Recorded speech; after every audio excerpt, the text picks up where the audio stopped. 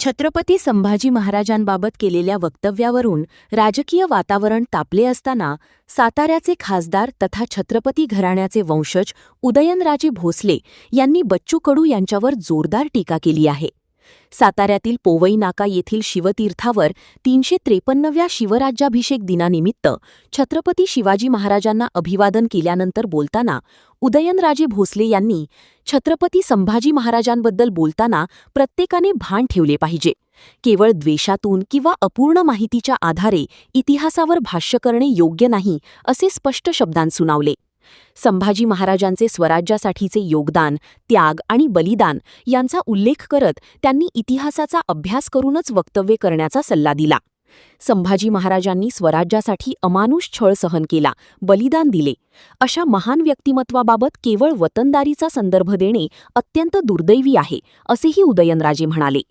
बच्चू कडू यांच्या विधानावर त्यांनी थेट प्रतिक्रिया देत कोणतीही व्यक्ती असो, इतिहासातील महापुरुषांबद्दल बोलताना जबाबदारी आणि भान राखणे आवश्यक असल्याचे ठामपणे सांगितले.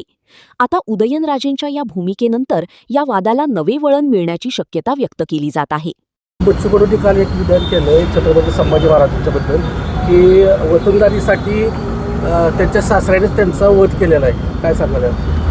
नाही, तो त्यांनी हे बघा, आज कशा करता जमलं आहे, कोण काय म्हणतं त्याच्याशी मला काय घेणं देणं नाही. प्रत्येकाचे विचार असतात, काय त्यांच्या बुद्धीप्रमाणे ते बोलत असतात.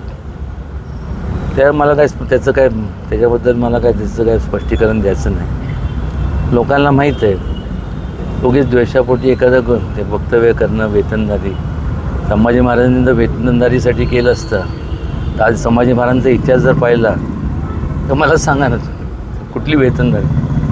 हा संपूर्ण त्यांचा एवढा छळ करण्यात आला.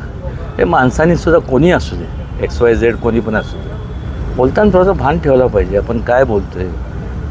आज त्यांचं म्हणजे शिवाजी महाराजांचं जेवढं योगदान आहे तेवढंच संभाजी महाराजांचं देखील आहे. आज मला सांगा ना, ते संपूर्ण शरीराचे हाल करून त्यांचं संपूर्ण, आणि वेतनदारीसाठी जर कोण म्हणत असेल तर